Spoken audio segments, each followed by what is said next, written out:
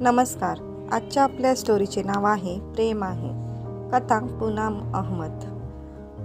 Hide Park society ही ठाण्यातील उंच भ्रू परिसरात वसलेली आहे. त्यातील लोक स्वतःला सुसंस्कृत, सभ्य, आधुनिक आणि श्रीमंत समजतात.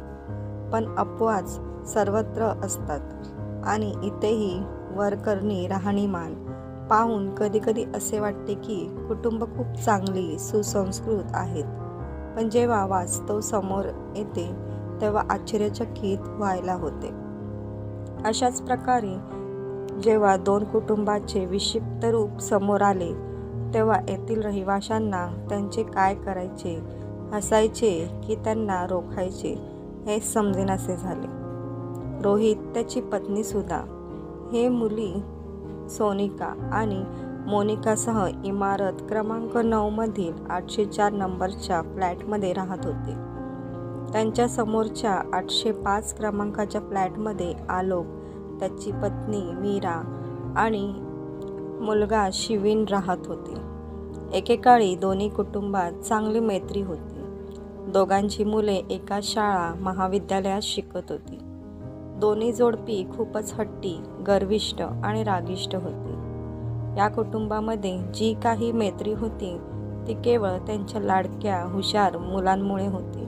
वर्षभरापूर्वी शिवीन आणि सोनिका दोघेही पुढील शिक्षणासाठी लंडनला गेले. मोनिका मुंबईतच फॅशन डिझायनिंग करू लागली. सर्व काही ठीक चालले होते की सोसायटीतील काही लोकांनी त्यांच्या समोरचे रिकामे फ्लॅट विकत घेतले. त्यामुळे त्यांचे घर अधिकच आलिशान झाले. या दोन्ही जोडप्यांनाही वाटले की त्यांनाही समोरचा फ्लॅट मिळावा तर त्यांचे घरही खूप मोठे होईल. एके दिवशी सोसायटीची मीटिंग सुरू असताना रोहितने आलोकला विचारले, तुम्हाला तुमचा फ्लॅट विकायचा आहे का? नाही भाऊ, मी का विकू? तुम्हाला विकायचा असेल तर सांगा, आम्ही खरेदी करू. तुम्हालाही कधी तुमचा फ्लॅट विकायचाच असेल तर आम्हाला सांगा, आम्ही खरेदी करू. आम्ही कुठेही जाणार नाही, इथेच राहू. तरीही जाणार असाल तर आम्हालाच सांगा. आजकाल आजूबाजूला चांगल्या सोसायट्या उभारल्या जात आहेत. तुम्ही तिथे मोठा फ्लॅट घेऊ शकता. तुम्हाला तिथला मोठा फ्लॅट स्वतःसाठी का दिसत नाही? आम्हाला ही सोसायटी आवडते. त्या दोघांचे बोलणे एवढ्यावरच थांबले नाही. ऐकणाऱ्या लोकांना त्या दोघांच्या बोलण्यातला कडवटपणा जाणवला. घरी गेल्यावर रोहित सुधाला म्हणाला, मी या आलोकला इथून हाकलवून लावणारच.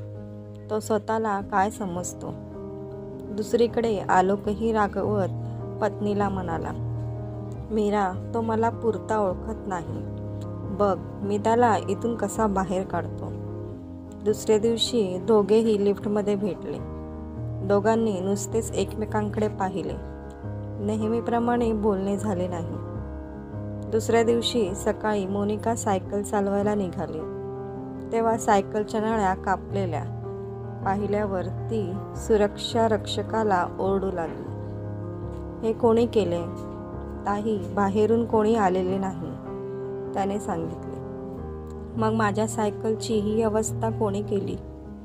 सुरक्षारक्षक ओरडा खात राहिला. तो पूर्ण वेळ तिथेच होता. सायकलचे जाणून बुजून नुकसान केल्याचे स्पष्टपणे जाणवत होते. मोनिका घरी जाऊन कटकट करत राहिली.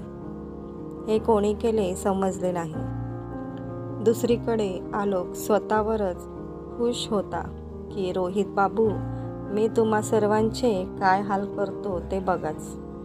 जेव्हा दोन धूर्त लोक समोरासमोर राहतात तेव्हा कुठलीही कृती एकमेकांपासून लपवता येत नाही. दोघेही एकमेकांची चलाखी लगेच पकडतात. येथेही रोहितला समजले की बाहेरच्या कोणीही येऊन मोनिकाच्या सायकलचे नुकसान केले नाही. ती व्यक्ती त्याच इमारतीतील रहिवासी आहे. पूर्ण संशय आलोकवर होता आणि तो खराही होता. ते विचार करू लागले की तो आता आपल्याला असाच त्रास देणार. मी त्याला बरोबरच करतो. रोहित सकाळी लवकर उठला आणि त्याने आलोकच्या फ्लॅट बाहेर कचऱ्याचा डब्बा अशा प्रकारे ठेवला की दार उघडताच डब्बा उपडी होऊन कचरा सर्वत्र पसरे. आलोक आणि मीरा सकाळी फेरफटका मारायला जायचे. त्यांचा एकुलता एक मुलगा परदेशात होता. सकाळी आलोकने दरवाजा उघडला तेव्हा कचरा पसरला. ते कोणाचे काम आहे हे त्याला समजले. लगेचच त्याने रोहितच्या दरवाजाची घंटा एकदा नाही तर अनेकदा वाजवली. रोहितने रात्रीच दारावरची घंटा बंद करून ठेवली होती. रोहित रागाने ओरडला. आलोकला पाहत होता. त्या मजल्यावरील आणखी 2 फ्लॅटमध्ये अविवाहित मुले राहायची. त्यांनी दरवाजा उघडला आणि आलोकला विचारले, काय झाले काका? हे बघा किती बिनधास्त आहेत. तर मित्रांनो, पुढील भाग लवकरच येईल. स्टोरी आवडल्यास लाईक करा आणि सबस्क्राईब करायला विसरू नका.